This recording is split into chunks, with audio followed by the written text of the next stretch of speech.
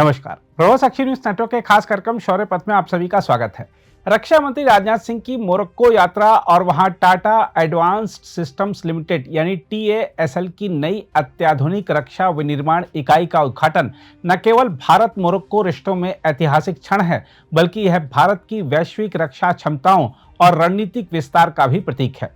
23 सितंबर को बरेचिद में उद्घाटन किए गए इस प्रतिष्ठान ने कई मायनों में भारत के रक्षा क्षेत्र में मेक इन इंडिया को अंतर्राष्ट्रीय आयाम प्रदान किया है। यह 20,000 वर्ग मीटर में फैली सुविधा भारतीय डिजाइन और प्रौद्योगिकी वाले व्हील्ड आर्मर्ड प्लेटफॉर्म यानी WHAP 8x8 का उत्पादन करेगी, जिससे TSL और रक्षा अनुसंधान और विकास संगठन यानी DRDO ने मिलकर विकसित किया है। WHAP 8x8 एक अत्यंत लचीला और मॉड्यूलर युद्ध वाहन है जो पैदल सेना से लेकर टोही, कमांड पोस्ट, मोटार वाहक और एम्बुलेंस तक कई भूमिकाओं में कार्य करने में सक्षम है। इसकी विशेषताएं मोनोकोक हुल, स्केलेबल बैलिस्टिक एवं माइंड सुरक्षा, स्वतंत्र सस्पेंशन और उच्च शक्ति वाला इंजन इसे वैश्विक स्तर पर प्रतिस्पर्धी बनाते हैं। भारत और मोरक्को के बीच इस रक्षा संबंध का सामरिक महत्व कई स्तरों पर देखा जा सकता है। पहला, मोरक्को का भौगोलिक महत्व। यह अफ्रीका और यूरोप के प्रवेश द्वार पर स्थित है, जिससे यह सुविधा केवल मोरक्को की सुरक्षा को मजबूत नहीं करेगी, बल्कि क्षेत्रीय और अंतर्राष्ट्रीय सुरक्षा सहयोग का केंद्र भी बनेगी। दूसरी ओर, यह भारत के लिए अफ्रीका में रक्षा और औद्योगिक पैठ बनाने का पहला कदम है। TASL की यह इकाई न केवल मोरक्को के लिए, बल्कि निकट भविष्य में अफ्रीका और यूरोप के देशों के लिए निर्यात हब के रूप में भी कार्य करेगी। रक्षा क्षेत्र में यह साझेदारी भारत की आत्मनिर्भर भारत और मेक विद फ्रेंड्स नीति का प्रतीक भी है।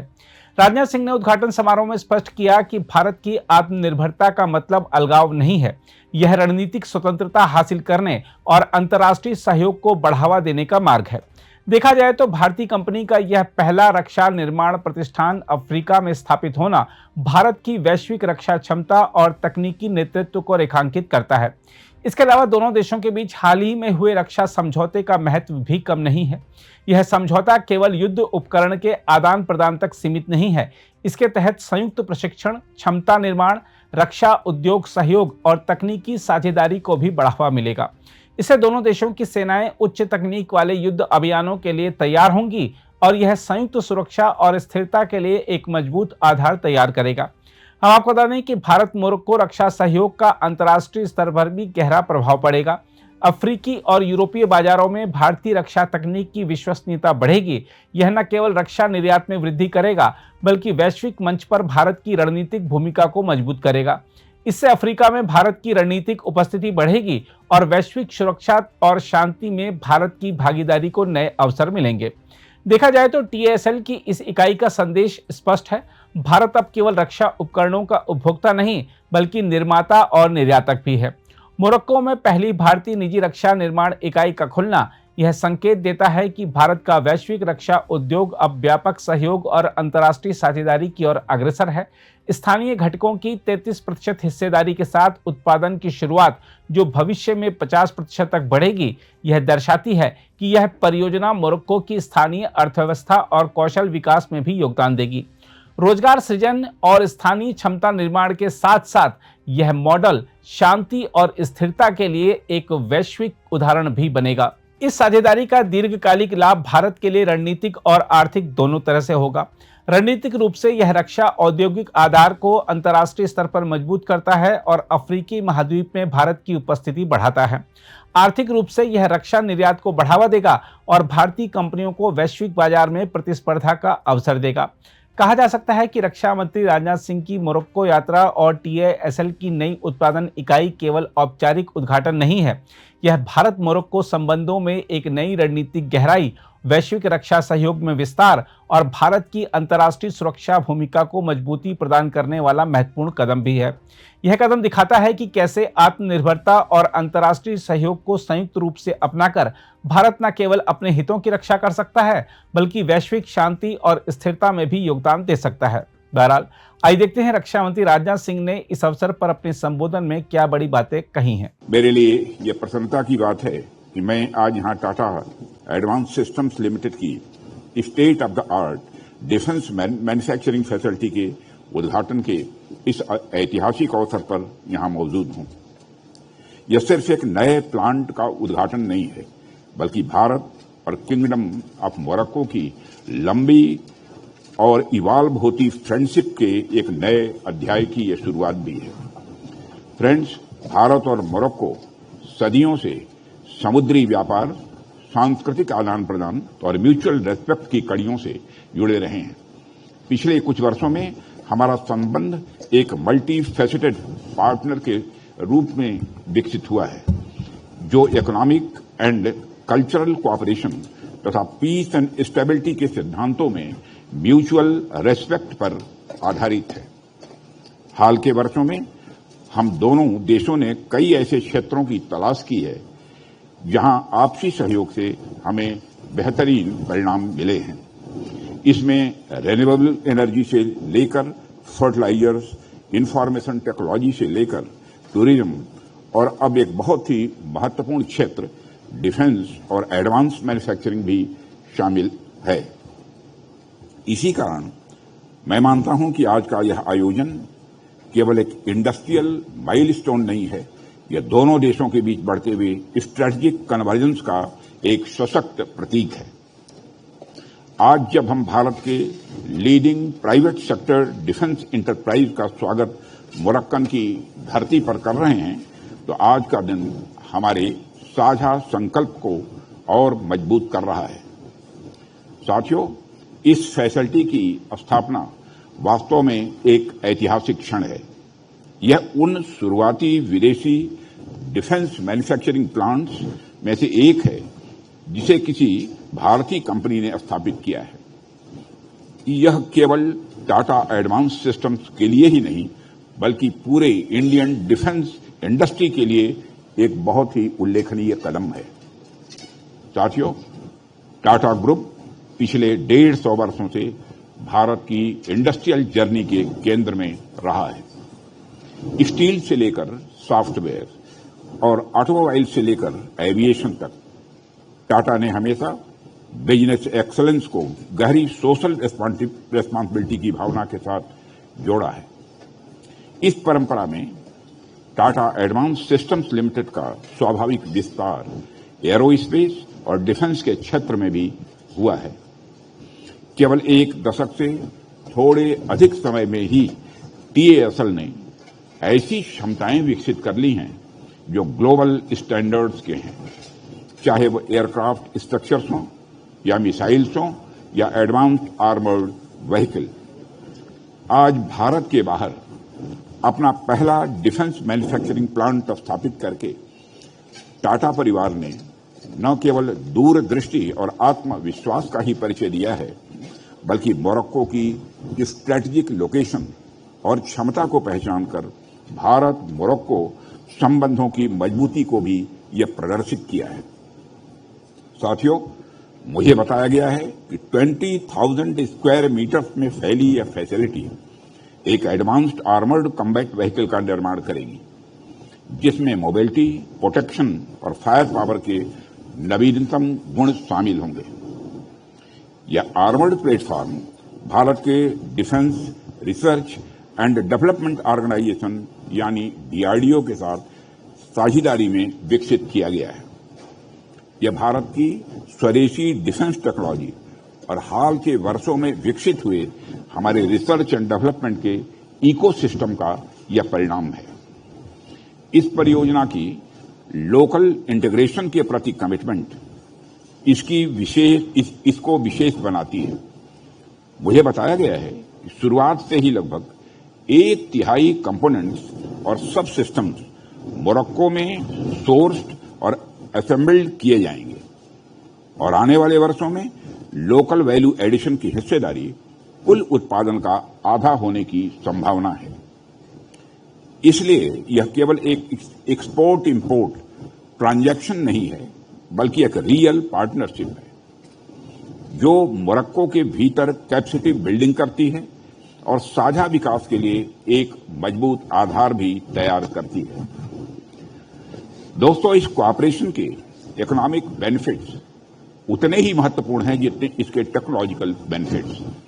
और इस प्लांट से अनेक डायरेक्ट और इनडायरेक्ट जॉब्स क्रिएट होंगे, जिससे मोरक्कन इंजीनियर्स, टेक्नीशियंस और स्किल्ड वर्कर्स को स्वाभाविक रूप से अवसर मिलेंगे। यह सप्लायर्स और स्मॉल बिजनेसेस का लोकल इकोसिस्टम भी डेवलप करेगा, इनोवेशन को यह बढ़ावा देगा और कासाब्लांका रीजन तथा इसके आसपास के रीजन में विकास की लहर भी पैदा करेगा। यह प्लांट इस रीजन और ग्लोबल मार्केट के बीच एक ब्रिज भी है। मोरक्को को लंबे समय से गेटवे टू अफ्रीका और यूरोप तथा मिडिल ईस्ट और अटलांटिक के बीच एक स्वाभाविक कड़ी के रूप में पहचाना जाता है। दूसरी तरफ भारत अपनी बढ़ती हुई टेक्नोलॉजिकल और इंडस्ट्रियल बेस के साथ आज एक उभरता हुआ हब ऑफ इनोवेशन और ग्लोबल साउथ का एक विश्वसनीय साझेदार बनकर उभरा है। इसलिए यह प्लांट दोनों ही देशों के लिए फायदेमंद होगा। साथियों, भारत के लिए यह इनिशिएटिव आत्मनिर्भर की भावना को दिखाता है। एक सेल्फ रिलायंट इंडिया जो ग्लोबल लेवल पर भी एक्टिव और रिस्पॉन्सिबल प्लेयर है। हमारे आत्मनिर्भर भारत का लक्ष्य केवल अपनी आवश्यकताओं के लिए निर्माण करना नहीं है, बल्कि ऐसा इकोसिस्टम बनाना है जहां भारत दुनिया के लिए एडवांस टेक्नोलॉजी और हाई क्वालिटी प्रोडक्ट्स का एक क्रेडिबल सोर्स बने। भारत के लिए सेल्फ रिलायंस का अर्थ अलगाव नहीं है, बल्कि हम आत्मनिर्भरता के तहत स्ट्रेटेजिक ऑटोनॉमी विकसित करना चाहते हैं। ऐसी क्षमताएं विकसित करना चाहते हैं जिससे हम अपने राष्ट्र की स्वतंत्र रूप से रक्षा कर सकें और साथ ही ग्लोबल पार्टनर्स के साथ जुड़ाव भी बनाए रखें। साथियों, जैसे जैसे हमारी क्षमताएं बढ़ी हैं, हमने इस विजन को अपनी सीमाओं से बाहर तक भी विस्तारित किया है। मेक इन इंडिया के साथ हम मेक विद फ्रेंड्स के ऊपर भी काम कर रहे हैं, जिसके अंतर्गत विश्वसनीय साझेदारों के साथ मिलकर हम कटिंग एज टेक्नोलॉजीज का विकास और उत्पादन करेंगे और अंततः मेक फॉर द वर्ल्ड के अंतर्गत हमारे इनोवेशन का लाभ पूरी दुनिया के साथ साझा हो पाएगा। ब्रेशित में स्थापित हो रही यह फैसिलिटी हमारे उसी विजन का एक उत्कृष्ट उदाहरण है। साथियों, यह फैसिलिटी यह भी दिखाती है कि इंडियन इंडस्ट्री केवल घरेलू आवश्यकताओं को पूरा करने में ही सक्षम नहीं है, बल्कि फ्रेंडली नेशंस के साथ पार्टनरशिप में उनकी डिफेंस कैपेबिलिटीज को बढ़ाने के लिए भी पूरी तरह से तैयार है। यह पार्टनरशिप का एक ऐसा मॉडल है जो सॉवरेनिटी का सम्मान करता है, लोकल कैपेसिटी को मजबूत करता है और ग्लोबल पीस में योगदान भी दे रहा है। और अंत में मैं यह बल लेकर कहना चाहूंगा कि यह असाधारण उपलब्धि government of the kingdom of Morocco के सहयोग और दूरदर्शी नेतृत्व के बिना संभव नहीं हो सकती। शुरुआती चर्चाओं से लेकर इस फैसिलिटी के उद्घाटन तक मोरक्कन अधिकारियों ने हर संभव सहयोग दिया है। आपने क्लियरेंसेस को आसान बनाया, इंफ्रास्ट्रक्चर उपलब्ध कराया और इंडियन इन्वेस्टमेंट का गर्मजोशी से स्वागत भी किया। भारत सरकार और भारत की जनता की ओर से मैं his majesty the king of Morocco और गवर्नमेंट ऑफ मोरक्को के प्रति अपनी गहरी कृतज्ञता व्यक्त करता हूं, जिन्होंने इस पार्टनरशिप को संभव किया है। आज हम एक नई शुरुआत का उत्सव मना रहे हैं, लेकिन वास्तव में यह लंबे कोलैबोरेशन की जर्नी का मैं मानता हूं यह पहला कदम है। मुझे पूरा विश्वास है कि यह प्लांट एक सेंटर ऑफ एक्सीलेंस के रूप में विकसित होगा। रिसर्च, डिजाइन और एडवांस मैन्युफैक्चरिंग का यह केंद्र बनेगा, युवा प्रतिभाओं को आकर्षित करेगा, स्टार्टअप्स को प्रोत्साहित करेगा और ऐसी नई टेक्नोलॉजी को बढ़ावा देगा जो हमारे दोनों देशों को लाभान्वित करेंगी। जब मैं इस आधुनिक फैसिलिटी को देखता हूं तो ब्रेशित का जीवन और ऐतिहासिक शहर में जो स्थित है तो मुझे एक बात याद आती है कि ग्रेट पार्टनरशिप केवल कॉन्ट्रैक्ट्स पर नहीं बल्कि ट्रस्ट, रेस्पेक्ट और शेयर्ड एस्पिरेशंस पर यह आधारित होती है।